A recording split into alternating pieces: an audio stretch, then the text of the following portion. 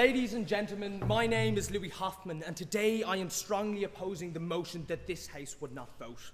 All we have heard so far are lies, falsehoods and fallacies, the incomprehensible ramblings of pseudo-intellectual fascists who wish to tear down the very bedrock of our society by abstaining from voting. Before we can begin the process of defeating this motion, we must remember that the proposition is forgetting the obligation we owe to the martyrs of free speech. For centuries, the crisp red blood of heroes has been spilt and shed to gain and maintain the right to be free, the right to live in a fair society, and the right to vote on who rules over us. The privilege of voting has been hard-earned, and rightly so. It is one of the most beautiful things that Western civilization has borne, and now the proposition wishes to throw it away. They believe that by not voting, one is somehow making some form of edgy political statement. But this is utterly and completely untrue. By abstaining from voting, we do nothing other than endanger the very concept of democracy. We risk losing freedom of speech and the right to political expression. I do not deny that in many ways democracy is a flawed system. Much like any human creation, it has its failings. But by not voting, all we are doing is politically cock-blocking ourselves. Political activism, now you're grand, mate. Political activism and voting is our moral duty, and by abstaining, all we are doing is handicapping society. Democracy requires the consent and active participation of the people. If the people refuse to work within the democracy, then the democracy ceases to work. For our system of government gains its legitimacy from the will of the people. Once we withdraw that, the state ceases to be legitimate, and then hence the collapse of it is inevitable. What then would follow this? Tyranny, hatred, oppression, and death. Is this far preferable to 4 years under Clinton or Trump? By not voting, you are in fact limiting your freedom of speech. Indeed, a democracy does, it's a no for me.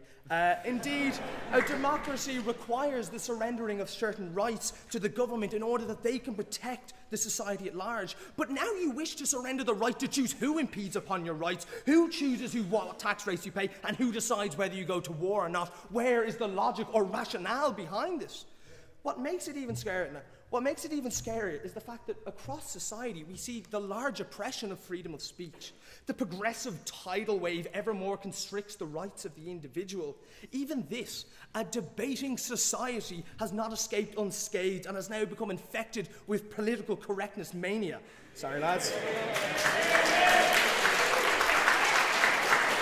What I am trying to reiterate is that all around us, people are constantly trying to oppress and control what we say. It seems counterintuitive then to voluntarily assist them by refusing to vote and allowing the small minority to rule over the silent majority. Now, a lot of what we hear every day and have heard in this debate is about the broken American system, and this is where you're going to see what Ferdy meant. But in this election, you've been granted the most anti-establishment candidate that has ever been, Donald J. Trump. If you want change, take it. If you want more of the same, then of course vote for Hillary. Though I don't like her at all, I definitely support your right to make your voice heard and to vote for her. If the country decides that she's the best candidate, then I shall accept the will of the people, and that in itself is the beauty of democracy. It is important to remember that when not voting, in essence all you are doing is voting for your least favourite candidate. Now, I can feel the cries of shame brewing and my chances of pulling after this debate decreasing as I profess my love for Trump.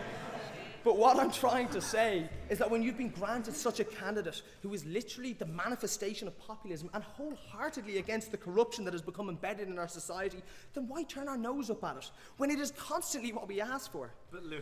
No, I'm all right. Every part of this, I spent far too long writing this. Every part of the establishment attacks this man because they know his election is the beginning of the end. The lack of professionalism in the establishment media, I don't mean you, Dobbo, don't worry.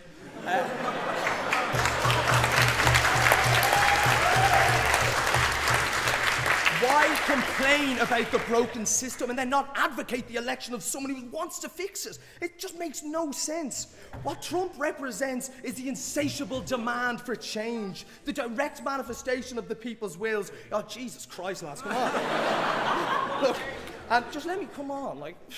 and now back a candidate who wishes to do the same. He represents the inevitable swing to the right as people grow tired of being lied to, grow tired of the same excuses, grow tired of the incessant American wars of interest. Now I know he really isn't the perfect candidate. He has many flaws, but what he represents is the will of the people who want to usher in change. And no other system of government is change so easily affected. Granted, you don't have to support him, but please support those who do. For if we don't make our voices heard and counted, then what we get is our Julius Caesar who comes along and destroys our beloved republic. Willful political expression is one of the most fantastic, beautiful, and ideologically sound things in the world. Our method of democracy allows people to come together despite our differences and work together for the greater good. Democracy is more important than simply voting.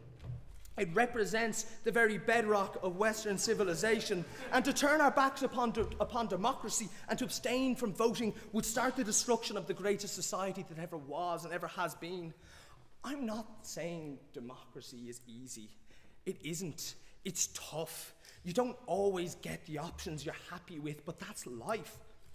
Yes, you may believe you're being an edgy college liberal, but going, well, sorry, mate, I don't actually agree with either of the candidates. But tough. Democracy is about making tough decisions, looking at your options and making a decision on what you believe to be your best option. Life isn't some little safe space where you can hide away from responsibility. It isn't wise nor smart to turn away. It isn't wise nor smart to turn away from voting because you don't agree with the candidate. It proves you to be an infantile and a coward, incapable of logical thought. If you don't want to challenge yourself, if you don't want to help affect change, if you never want to have to deal with responsibilities, well then piss off back to secondary school. What I have seen today genuinely terrifies me. I see a room of supposed intellectuals, the future of this country, willing to turn their back on what made it great. Join me, my brothers and sisters. Join the revolution from contemporary thought. We may disagree politically, but regardless of this, it is of the utmost importance you vote. Whether Hillary or Trump, I implore you to take a stance and not abstain. And if for some God-forsaken reason you decide to not vote, remember this phrase: don't vote, don't bitch. Thank you.